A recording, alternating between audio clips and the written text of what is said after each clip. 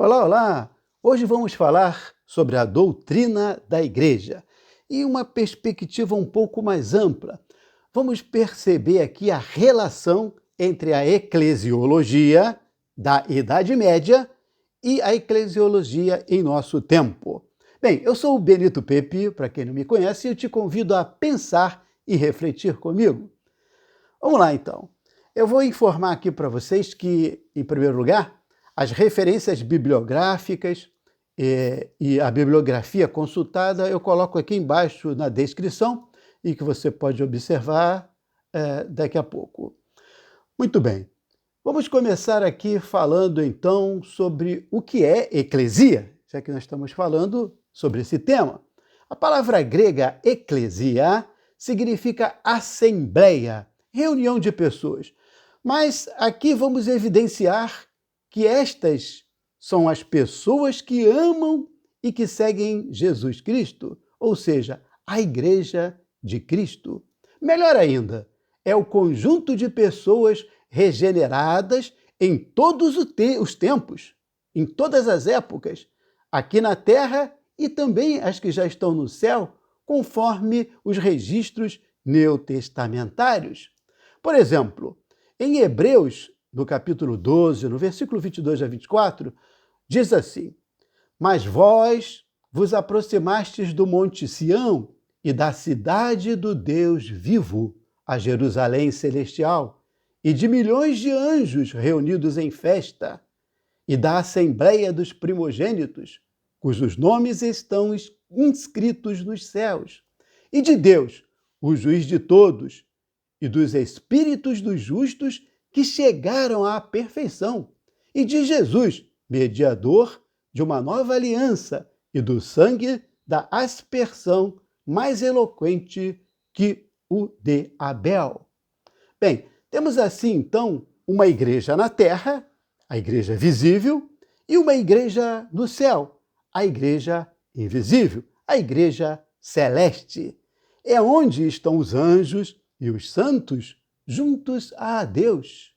E a nossa igreja terrestre é essa aqui, que nós estamos caminhando, juntos, unidos, interconectados, desde já com aquela igreja celeste, onde todos estaremos um dia unidos. Nessa igreja visível, na terra, se podem ver bons e maus, todos juntos e misturados, mas depois virá a separação do joio e do trigo, conforme podemos observar em Mateus capítulo 13, no versículo 30. Abre aspas. Deixai-os crescer juntos até a colheita. No tempo da colheita direi aos ceifeiros, arrancai primeiro o joio e atai-o em feixes para ser queimado. Quanto ao trigo, recolhei-o no meu celeiro. Muito bem. É bom destacar e lembrar desde já que Jesus Cristo está presente na igreja através do Espírito Santo e nos ilumina, nos fortalece em comunhão com os anjos e santos no reino de Deus, que já se faz presente, não plenamente, no famoso, já, mas ainda não. Assim, não existe na teologia cristã salvação que não seja por meio da vida, morte e ressurreição de Jesus Cristo. Da mesma forma como sem ele não existe igreja de Cristo, pois esta igreja só é viva nele, por ele e para ele. Então falamos da importância da doutrina da igreja e relembramos que há uma diferença substancial entre a igreja peregrina no mundo e a igreja de Cristo. A Igreja de Cristo possui todos os que creem em Cristo como Filho de Deus e vivem suas vidas nele e as vidas como a dele. Enquanto a meramente humana, ainda que importantíssima, é composta de pessoas que se reúnem em associações religiosas para viverem suas experiências religiosas. Vamos ver um pouco de história e pensar e refletir como se deu a formação da eclesiologia medieval. E o mais importante, como essa eclesiologia influencia a eclesiologia de hoje? Bem, na Idade Média, a igreja era a norma e o conhecimento. A igreja ditava a moral e os costumes. Naquele momento, e pelas circunstâncias sociais e políticas, foi até importante, de certa maneira, a igreja ter algum poder. No entanto, em nossos dias, conforme nos lembra Teixeira, falando sobre a eclesiologia do Concílio Vaticano II, abre aspas, a igreja caminha para o encontro com a sociedade, através de uma relação muito próxima e consistente. Porém, fecha aspas, porém, continua ele, abre aspas novamente. Na Idade Média, esta relação constituiu-se pelo poder do Estado, na cristandade, pelo poder da burguesia. Hoje, diante da pluralidade cultural, religiosa e do mundo secularizado, o relacionamento da igreja com a sociedade passou pela sociedade civil, particularmente pela classe dominante dos pobres e marginalizados.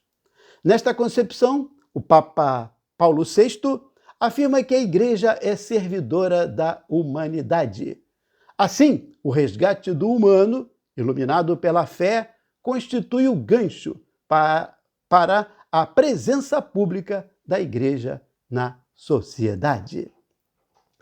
Então, um dos pontos a destacarmos que virá a ocorrer, principalmente a partir do século XX, é quanto à importância da presença de Cristo na igreja, por meio dos sacramentos, da palavra e do Espírito Santo.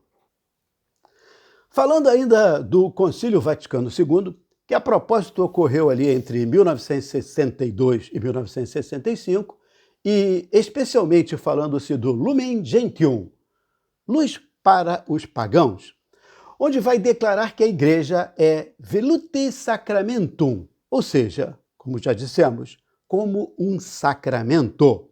Assim, a igreja é o prolongamento de Jesus Cristo no tempo e no espaço. Ademais, para Karl Rahner, jesuíta, a visão sacramental da igreja se fundamenta na premissa de que ela existe para tornar Cristo presente no mundo, de forma visível, histórica e concreta.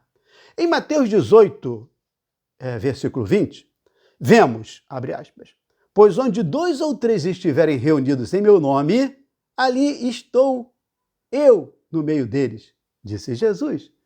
Assim, um dos motivos para a convocação do Concílio Vaticano II foi a necessidade de se atualizar.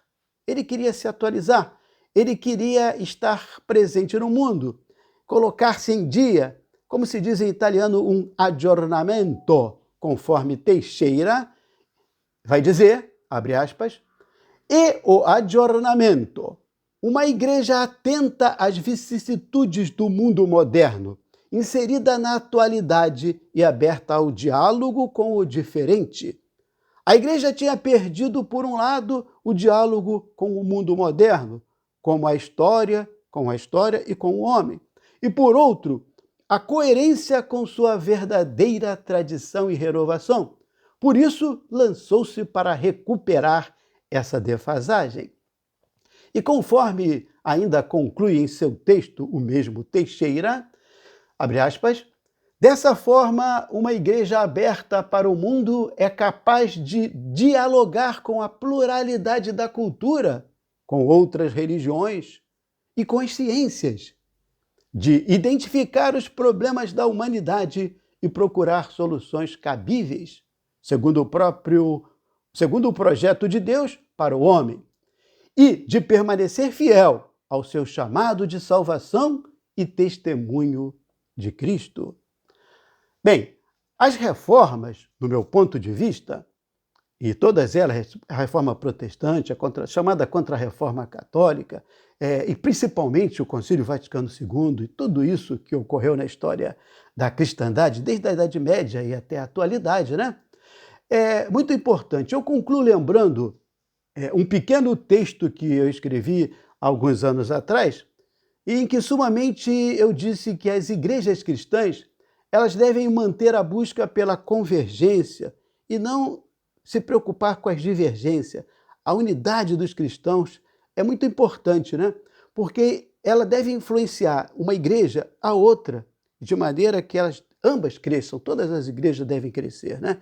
E nós devemos lembrar, por fim, que todos nós somos membros do mesmo corpo, o corpo de Jesus Cristo. Muito obrigado pela atenção. Um abraço do Benito Pepe.